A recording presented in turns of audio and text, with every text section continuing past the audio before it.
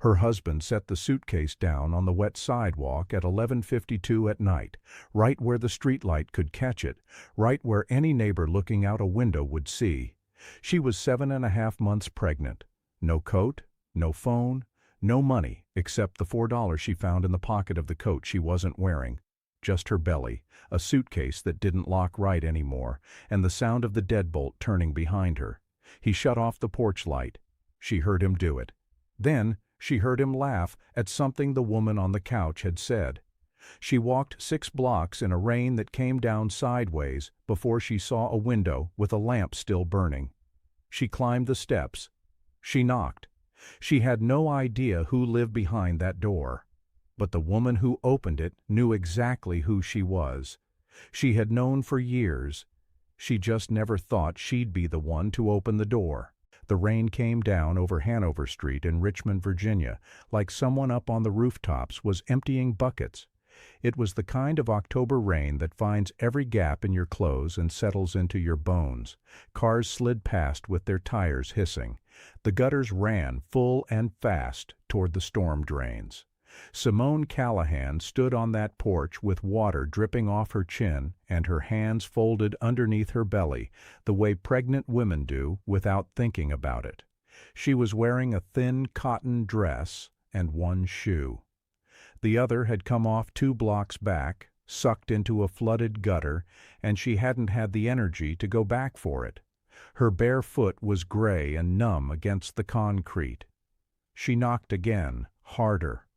The door opened. An older woman stood there in a quilted housecoat, her gray hair wrapped in a dark blue scarf, a pair of reading glasses pushed up on her forehead. She was maybe 70. Her hands were the kind that had held a needle so long the fingers had learned to curve. She looked at Simone's face first, then at her belly, then down at the one bare foot on the cold porch. "Get in here," she said. "Right now." She did not ask a single question. Her name was Della Ray Hargrove, and she pulled Simone inside by the elbow and shut the door against the wind. She sat Simone down in a kitchen that smelled like cedar and old coffee. She wrapped a towel around her shoulders and knelt down, at 70 years old, to dry off that bare foot with a second towel and then work a thick wool sock onto it.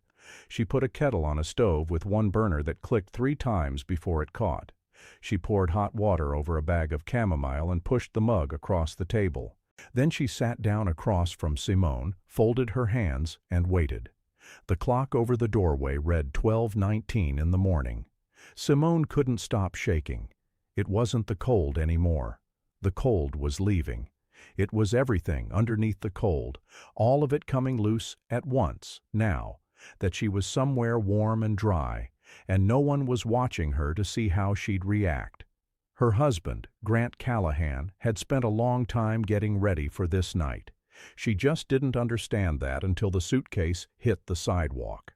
Grant was a senior wealth advisor and a junior partner at a firm called Sterling Vale Wealth Management, with offices on the 18th floor of a glass tower downtown. He managed money for surgeons and retired executives and a handful of old Richmond families whose names were on hospital wings. He drove a silver Mercedes and wore a watch that cost more than the car she used to own before he sold it.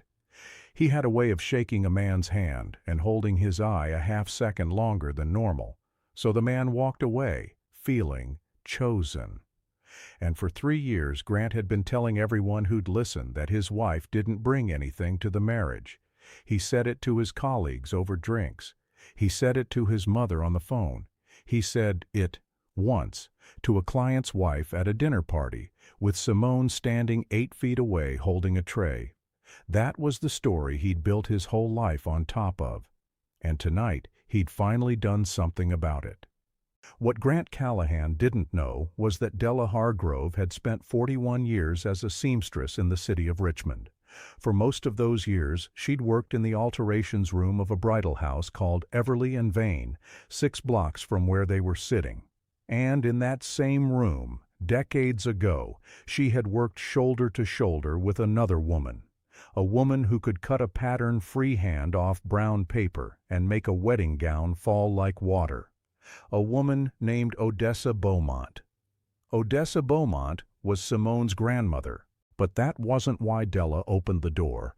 She opened the door because she recognized the face standing on her porch, not from anything recent, from a photograph she'd kept in the lid of a cedar trunk for the better part of 30 years, a photograph Odessa had given her the week she moved away, of Odessa holding a granddaughter on her hip in front of a fabric store. The little girl in that photo had a gap between her front teeth and a scowl like she'd already decided the world owed her an explanation.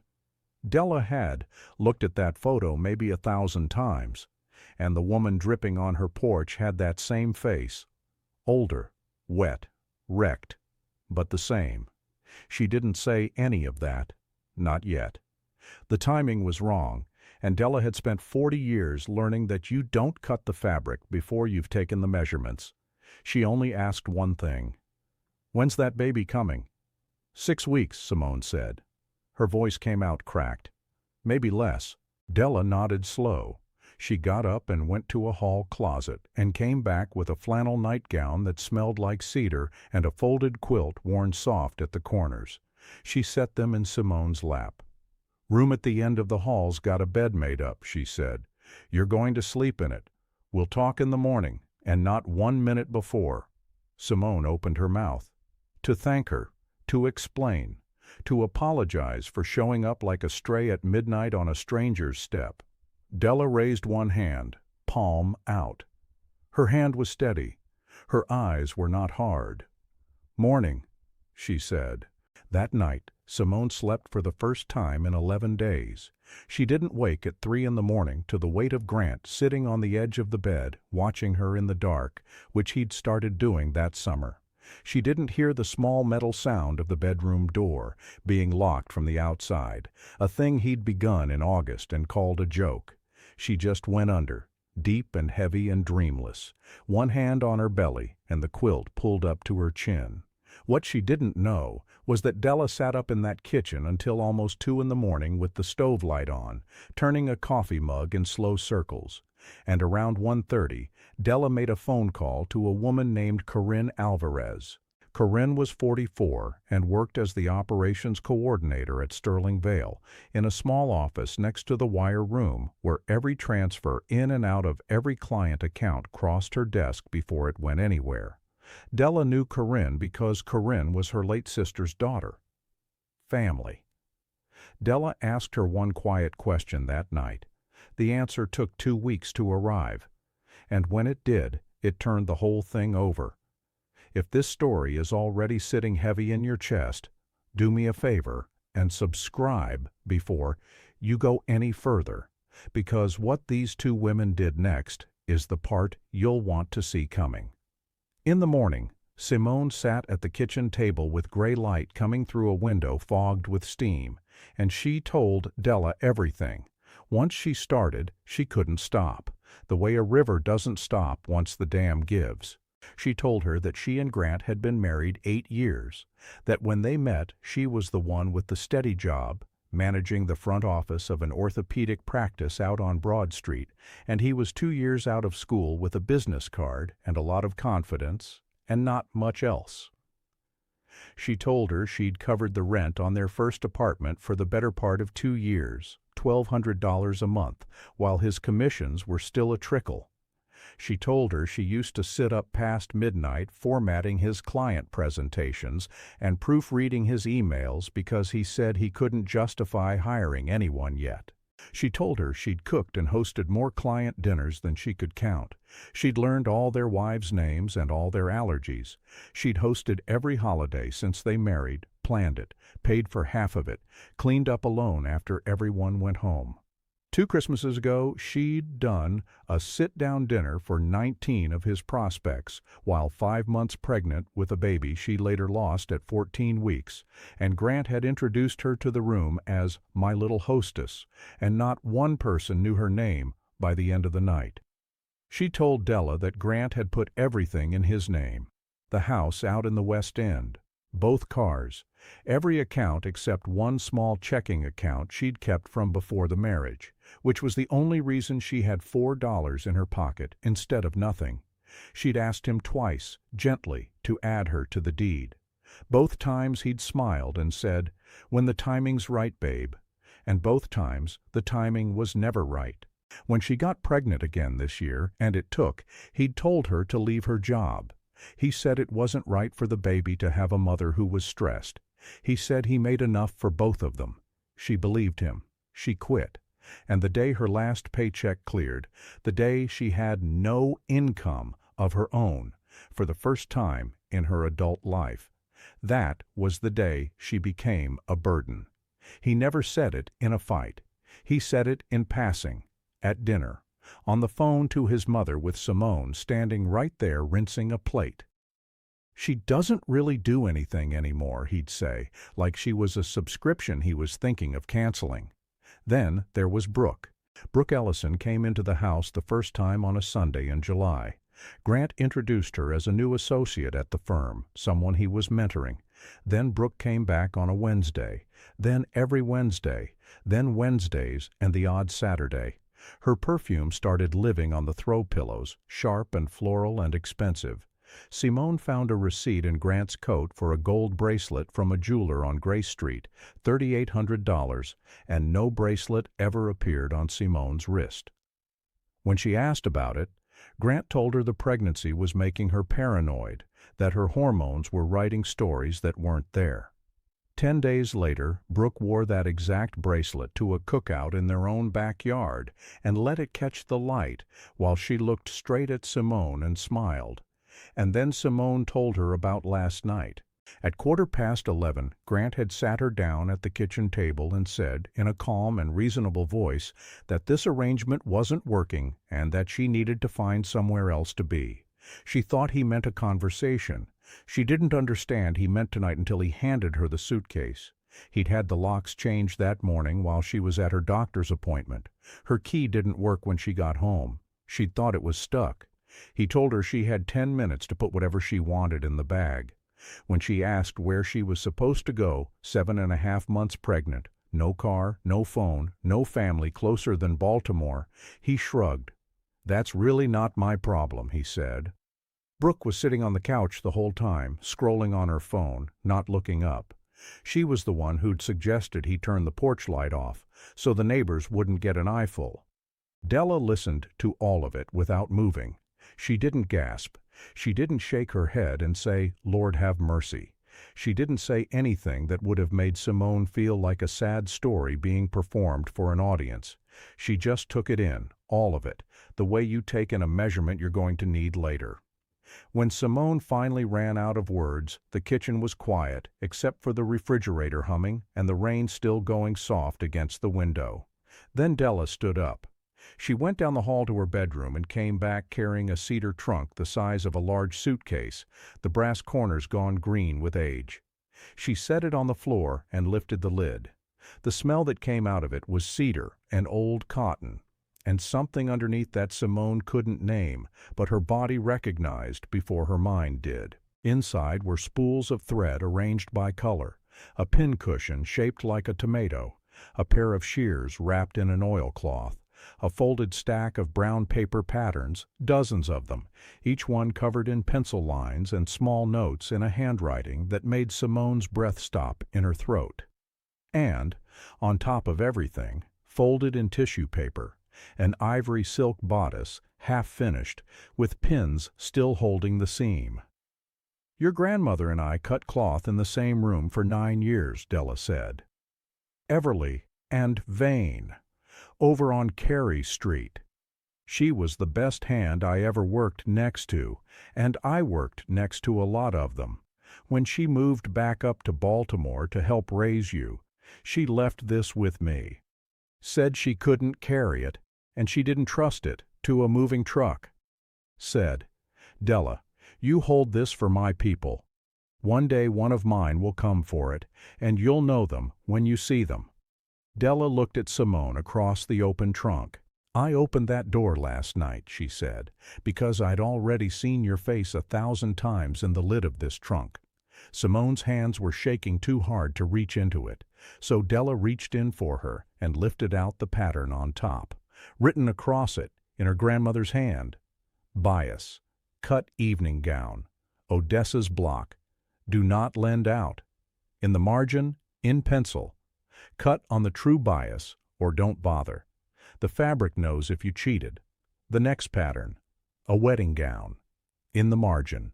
The train is the promise. Never rush the train. Then a christening gown. Then a mother of the bride jacket with a note that read, "Ease the shoulder. Women carry more than they say." Then a dozen more. Each one a full garment. Each one with a note in the margin, like a mother talking over her shoulder while she worked. At the very bottom of the trunk was a plain envelope, the paper gone soft and yellow. Della lifted it out and held it a moment before she handed it over. "She left this too," Della said. "I never opened it. Wasn't mine to open." Simone couldn't manage the flap. Della took it back, slit it with a thumbnail, and gave it to her open. It was not a pattern. It was a letter. "To whoever comes for this. My name is Odessa Beaumont. I sewed in this city for 22 years, and I was never once paid what my hands were worth. But I never sent a single thing out of my room that wasn't the finest that person would ever own. That was my law, and I never broke it. These patterns are not for sale, and they are not for anybody who did not earn them. If my own blood ever needs them, they will know what to do with them. And if it's not blood who finds them, then let my work dress somebody who's been made to feel plain. That is enough for me. That was always enough." Simone put her forehead down on the table and cried. Not the small, quiet crying of a woman being careful. The other kind. The kind that comes not from grief, but from being seen. She hadn't cried in almost 3 years. She'd stopped the day Grant told her that her tears were a form of manipulation, and he wouldn't be manipulated. Della didn't touch her. She didn't shush her. She sat with her hands folded and let it run its course, the way you let a fever break. When it slowed and then stopped, Della said the things Simone would carry the rest of her life. "Your grandmother didn't leave you money. She left you something they can't freeze, can't deed over, can't put in their own name. She left you a trade in your 2 hands and a standard in your head. The only question in front of you is whether you're ready to pick up the shears." Over the next few weeks, something began to move in that small house on Hanover Street. Simone started sewing again. Not because she felt healed, because she didn't. Because her hands remembered the work before the rest of her was ready. Odessa had put a needle in Simone's fingers when she was 6 years old and kept it there until Simone was 17, standing at her side in a kitchen in Baltimore with the radio on, learning to feel when a seam was true by running a thumb down it with her eyes closed. When Odessa died, a stroke, right there at the ironing board, Simone was 19, and she had folded the whole trade up inside herself and put it away, because the sewing machine sounded like her grandmother, and she couldn't bear the sound. Now she stood at Della's old singer, and it came back through her fingers before it reached her heart. She'd reach for the seam ripper at the exact second she needed it. She'd pin a hem and know it was even without measuring. She pressed every seam open the way Odessa had, because Odessa said a garment finished on the inside was a promise you kept even when nobody could see it. Della gave her the front room, cleared out the good chair, and set up a folding table and dragged a full-length mirror in from the spare bedroom. Word travels in a neighborhood where people still holler across fences. Della's neighbor, a retired schoolteacher named Pearl Dawkins, needed a funeral dress taken in and heard there was a girl doing alterations for cheap. Simone took the dress in overnight and pressed it so clean Pearl cried in the mirror and paid double what was asked. Pearl told her sister. Her sister told the usher board at 2nd Calvary Baptist. The usher board told the choir. The choir had a wedding coming. Within 2 weeks, Simone was hemming, taking in, letting out, and rebuilding garments in that front room from 8 in the morning until her back gave out. Bridesmaid dresses that fit wrong off the rack. A prom dress for a girl whose mother couldn't afford a new one, so Simone made an old one over into something that stopped the whole gym when the girl walked in. A christening gown for twin boys, sewn from a grandmother's wedding dress that had been packed in a box for 50 years. She charged fair, and she never once sent anything out of that room that wasn't the finest that person would ever own. She'd hear Odessa's voice while she worked. The fabric knows if you cheated. She never cheated. The money came in cash, and she folded every bill and put it in the same cedar trunk that had held the patterns. $40, then $100, then $2. By the end of the 4th week, she had counted out $1,900, and she was 5 weeks from her due date. She had no insurance, no car, no lawyer, no address that was hers. But she had $1,900, a trade in her hands, and a woman across the hall who refused to take a dime of rent. And she had something else, something Grant had handed her by accident. In his fury, packing her things in 10 minutes, he'd grabbed an accordion folder off the shelf in the home office and shoved it in the suitcase because it was in the way of the dresses. It was brown. It had no label. He never opened it. Not that night. Not ever. In all the months he'd spent planning her removal. Inside that folder was 7 years of Simone's life on paper. Every rent check she'd written on that first apartment, 23 months of them. The utility bills she'd covered while his commissions were thin, 4 years of them. The $2,000 she'd put down as the deposit on the apartment. The insurance she'd paid on the car he now drove. Her old W-2s from the orthopedic practice, 3 years running, showing what she'd earned while he told the world he built his firm alone. Her grandmother had said it to her more than once, standing over the ironing board. Keep every record, baby. Not for the tax man. For the truth. A day comes when your word won't be enough and you'll need the paper. But that wasn't even the part that mattered most. 2 months before the night in the rain, Simone had grown suspicious of something. Not the affair. Money. She'd noticed that Grant, who never worried about money, had started taking calls in the garage with the door shut. She'd found a notepad in his gym bag with account numbers and dollar amounts that didn't sit right. So she'd done what Odessa taught her. She'd started keeping copies, statements she found on the printer, a photograph of that notepad, screenshots of 2 text messages she'd seen over his shoulder from a client named Mrs. Eloise Tanner, an 81-year-old widow, asking Grant why her account balance had dropped and then come back up again the same week. Simone hadn't understood what any of it meant. She just knew it felt like the kind of thing you keep.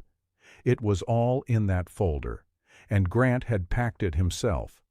3 weeks before her due date, the whole thing nearly came apart. Simone went to a free women's clinic on Chamberlain Avenue for a checkup because she couldn't be turned away there for lack of insurance.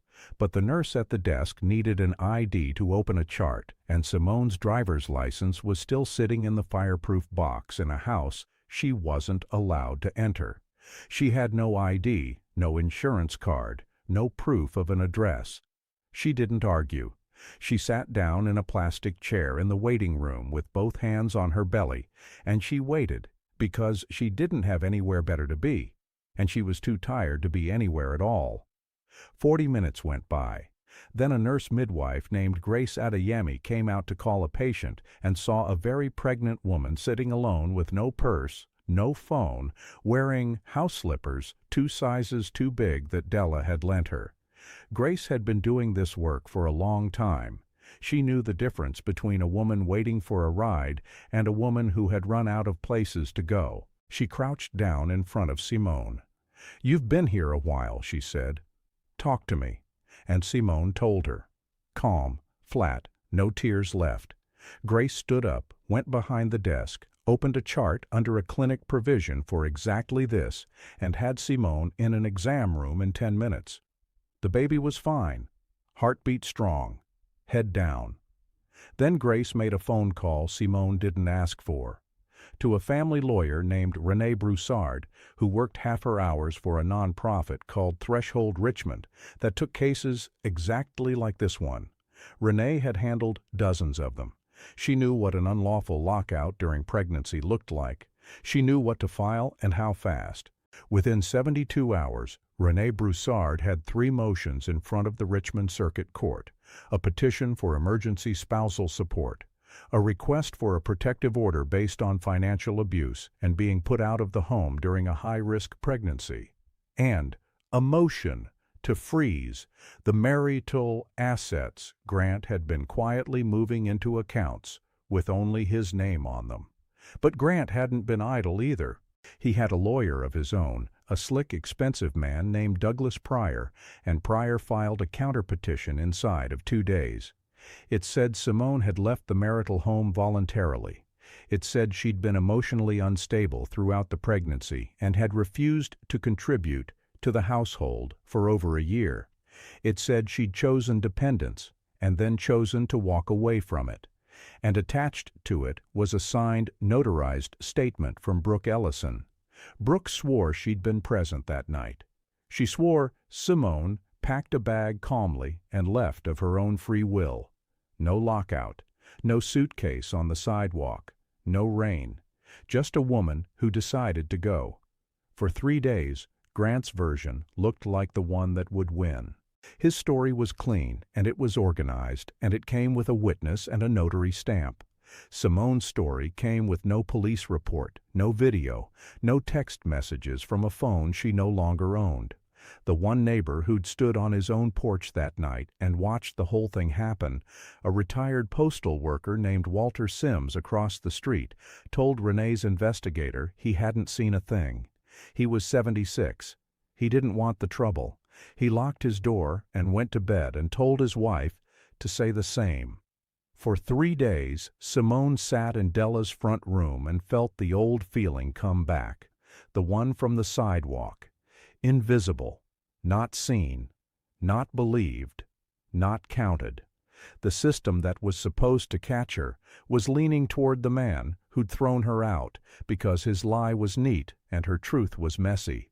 And she'd learned a long time ago that the world reaches for neat almost every time. She thought about quitting, not the sewing, not the baby, the fight. She thought about letting Grant have the version of the story he'd written and disappearing the way he wanted, quietly, no mark left behind. Then she looked at the cedar trunk on the shelf, at her grandmother's letter, folded back inside it. If my own blood ever needs them, they will know what to do. She didn't quit. She took the shears out of the oilcloth, sat back down at the machine, and finished the bridal gown she was working on. Della watched her from the doorway and said nothing, because Della knew something Simone didn't know yet. Corinne Alvarez had spent 2 weeks pulling files. Corinne was the operations coordinator at Sterling Vale, the one Della had called at 1:30 in the morning the night Simone showed up. She was quiet and precise, and she wore her reading glasses on a chain and kept a small jade plant on her desk that she'd had for 11 years. Every wire transfer in the firm crossed her screen, and for a while now, something about a handful of them had been bothering her. She'd noticed money leaving the account of an elderly client, Mrs. Eloise Tanner, and landing in a holding account, and then coming back a few days later.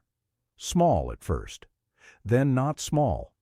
She'd noticed it happen right before the end of 2 different quarters, which is when advisors are graded on the assets they hold. She'd noticed that the paperwork authorizing those movements had Mrs. Tanner's signature on it, and that the signature didn't match the one on file. Close, but not the same hand. She'd been sitting on it, because Grant Callahan was a partner, and she was a coordinator, and she had a mortgage.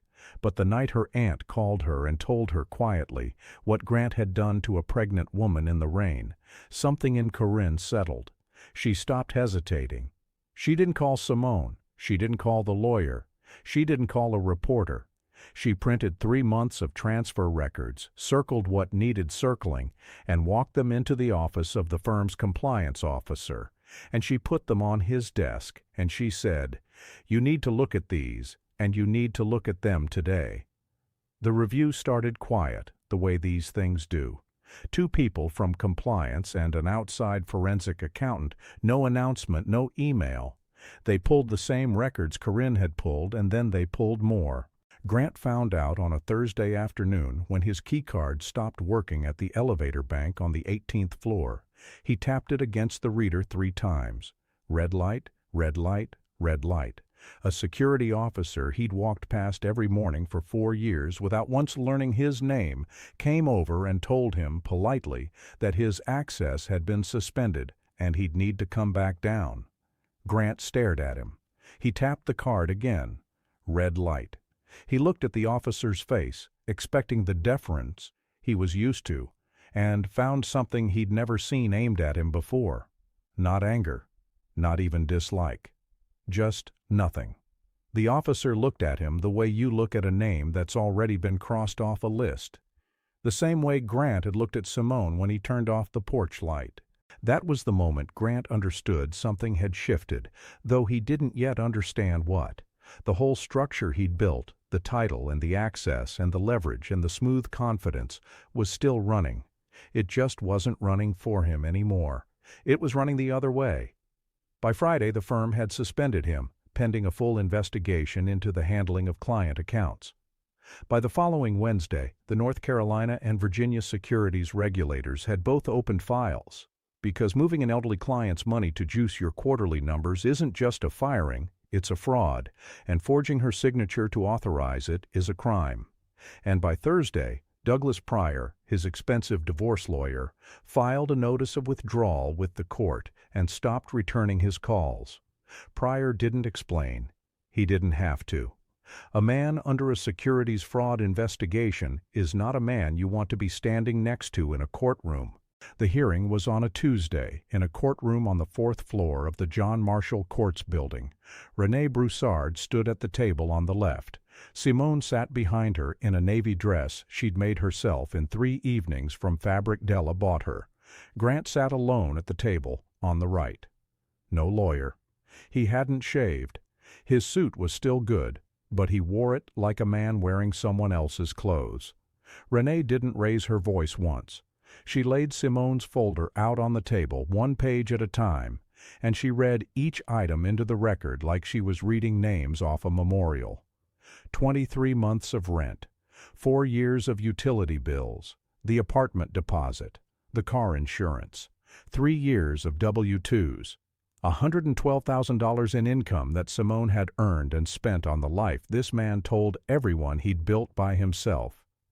Then Renee set down 1 more page. It was a copy of a wire authorization from an account belonging to Mrs. Eloise Tanner with a signature on it, next to a copy of Mrs. Tanner's real signature from a document years old. She didn't say much about it. She didn't have to. She just laid the 2 side by side and let the judge look. The judge, a woman named Eleanor Voss, who'd been on that bench for 19 years, took her time. She turned each page slowly. She made notes. When she got to the 2 signatures, she stopped for a long moment, and then she looked up over her glasses, not at Renee and not at Simone, at Grant. She looked at him for what felt like a full minute. Then she took her glasses off and gave her ruling. Emergency spousal support, $3,100 a month. Exclusive possession of the marital home to Simone, effective immediately. A protective order requiring Grant to be out within 48 hours.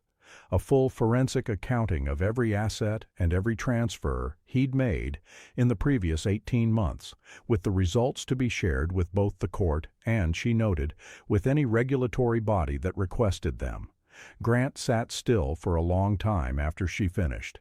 His hands were flat on the table. His eyes were fixed on a spot on the far wall that had nothing on it. He didn't look at Simone. He'd spent months making sure she'd have nothing to stand on. And the one thing he'd handed her himself, the folder he'd shoved in the suitcase in 10 furious minutes without ever once looking inside it, held the only proof that mattered. He'd given her the evidence with his own hands. He just never read it.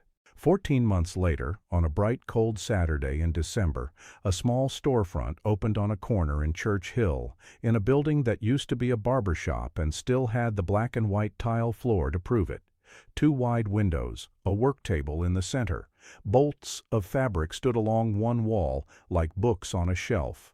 A brass bell over the door, and a full-length mirror where somebody could stand and finally see themselves the way they'd always wanted to. The sign in the window was hand-painted in gold on a dark green board. It read, "The House of Odessa."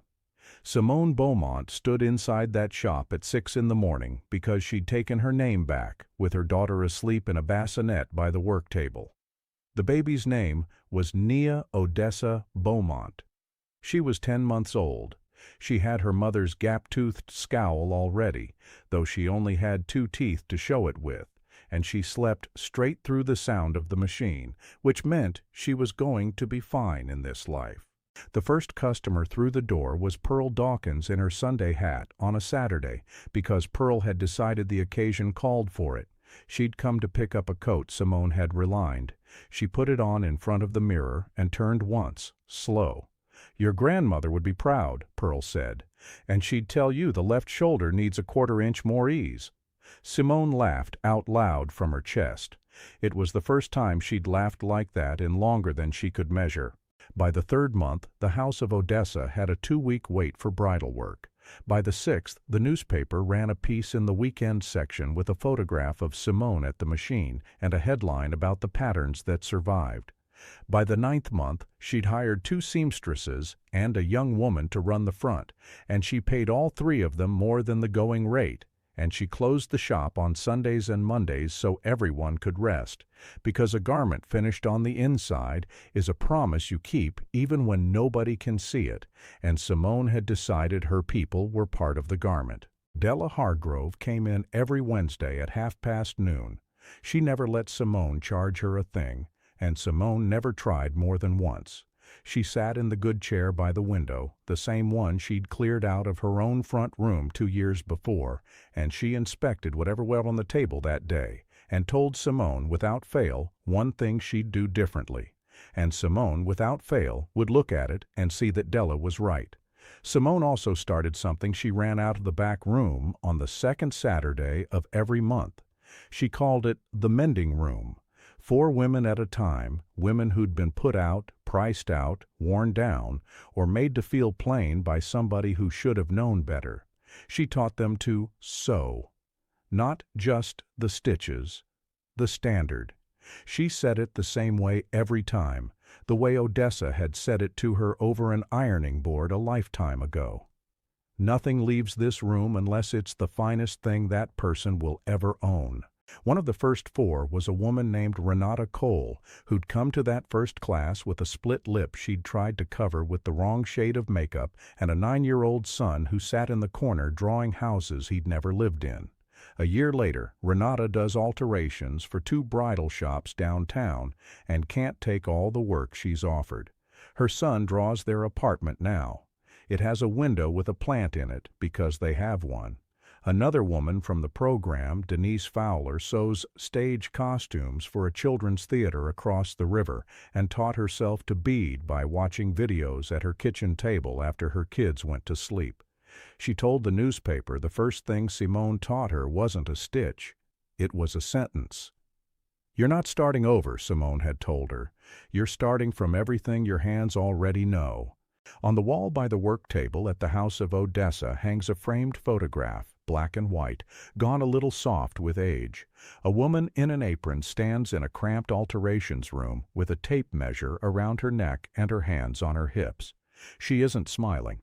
She's looking dead into the camera like she's got one thing to say and only one chance to say it. Below the photo, on a small brass plate, Odessa Beaumont, 1946 to 2005. She never sent out anything less than her best. Grant Callahan was fired from Sterling Vale after the forensic accounting confirmed what Corinne had circled. He pleaded to a lesser charge to avoid a trial and surrendered his licenses. He wasn't sent away for long, but he'll never manage anyone's money again, and in that business, the license was the whole man. Brooke Ellison stopped coming around before the ink was dry on the plea and moved somewhere no one bothered to find out. Simone never called him. She never texted him. She never once mentioned his name to the newspaper, and when the reporter asked her directly what had happened to her husband, she said only that she'd rather talk about the dresses. She didn't need to say his name. The court file said it. The signatures said it. The shop said it. Every single time a woman stood in front of that mirror and saw herself made new. And every Wednesday at noon, Della Hargrove sat in the good chair by the window while Simone worked, and sometimes they talked and sometimes they didn't. Two women, one shop, winter light coming clean through the glass. The quiet between them said everything that needed saying. There's a moment in every life where the world decides whether to look at you or look past you. For Simone, that moment came barefoot in the rain, 7.5 months along, standing under a porch light that got switched off in her face. And, for a few seconds, the world chose to look away. But here's what Grant never understood. You can change the locks. You can move the money. You can take a woman's name off the deed and out of your mouth. But you cannot reach inside her hands and take out what her grandmother put there when she was 6 years old. Because some people don't build their lives out of what they were given. They build them out of what they were taught, and what they survived, and what they refused to put down even when carrying it hurt. Grant thought he'd left Simone with nothing. What he actually did was hand her the one folder that would end him, and shut a door on the last night he'd ever have any power over her. Because while he was reaching for the porch light, she was already walking toward the life that had been waiting for her the whole time. A life where she'd never again have to beg to be seen. A life where people drove across the city and waited 2 weeks just to have her hands touch their cloth. A life where her daughter would grow up knowing exactly who her mother was and exactly what she carried out of that rain. Simone Beaumont was never a burden. She was the foundation. And you don't get rid of a foundation by turning off the lights. It's still there in the dark, holding everything up, waiting for morning.